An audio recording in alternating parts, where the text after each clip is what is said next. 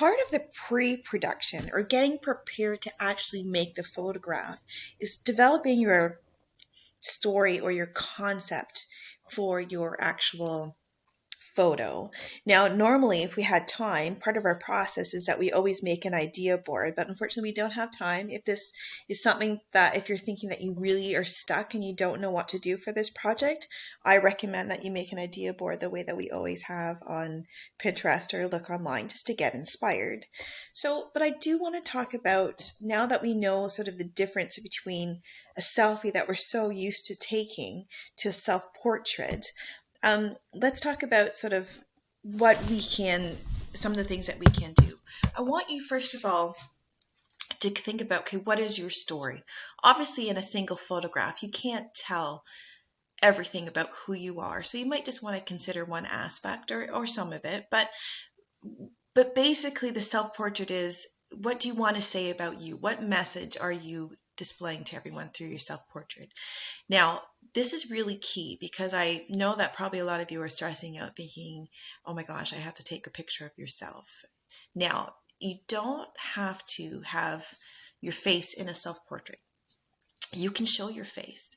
You can show some of your face. Maybe you just want to focus on your eye or eyes or mouth, or maybe that your face is going to be covered with your hands.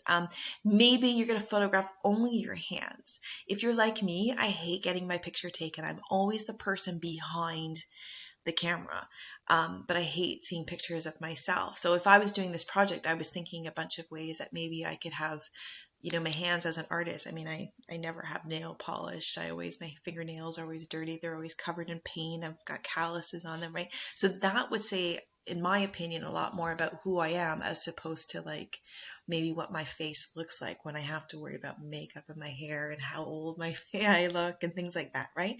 Perhaps your self-portrait is going to be objects or an object that symbolize you. Maybe, it's your footsteps in the snow. Maybe that, there's shadows.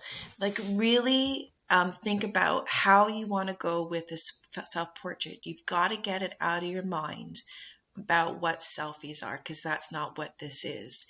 You've got to get out of your mind about, I'm thinking like school photos where you're, all posed. So think about what you can do to take a photograph that tells your story. It doesn't have to be really complicated to any aspect of yourself, right? Think about different ways that you can be really creative telling that story, right? So you don't, again, think about what's around you and who you are and what you want to do. And I'll explain to you next how we're going to do this. So again, it doesn't have to have your face. It can have so many, you can have, your whole body, and if you want, just parts of your body, whatever you think.